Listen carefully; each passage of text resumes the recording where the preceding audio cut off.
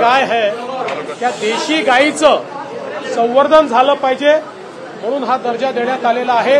आणि एवढंच नाही तर ज्या ठिकाणी पांजरपोळ आहे, ज्या ठिकाणी व्यवस्था आहे, अशा ठिकाणी देशी गायीच्या चाऱ्याकरता मदत करण्याचा निर्णय देखील राज्य सरकारने घेतलेला आहे। देसी गाय ये हमारे किसानों के लिए एक वरदान है और हमने इसीलिए ये दर्जा देने का निर्णय लिया है।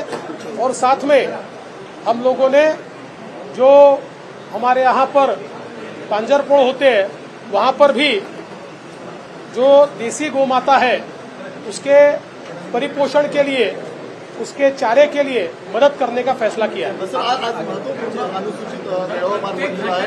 तर संविधान बदलाचा जो नरेटिव्ह विरोधकांकडून सेट केला जात होता तो नरेटिव्ह फोडण्याचा प्रयत्न केला जातो, काय सांगणार सर, काय झालं?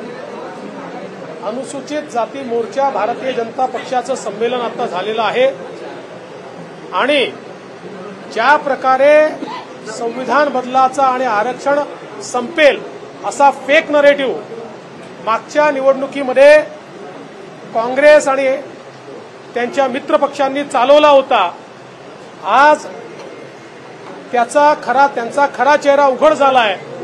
राहुल गांधींनी अमेरिकेमध्ये जाऊन आरक्षण संपवण्याचं जे स्टेटमेंट केलं त्यातनं यांचे खरे दात काय आहेत, त्यांचा खरा चेहरा काय आहे हा समोर आलेला आहे। आणि म्हणून आज अनुसूचित जाती मोर्चाने हा निर्धार केला आहे की एकीकडे राहुल गांधींचं जे सत्य आहे, काँग्रेसचं जे सत्य आहे ते आम्ही समाजासमोर आणू आणि दुसरीकडे आपल्या सरकारने, आमच्या सरकारने अनुसूचित जातीकरता केलेले जे विविध कार्यक्रम आहेत ते देखील आम्ही जनतेमध्ये घेऊन जाऊ।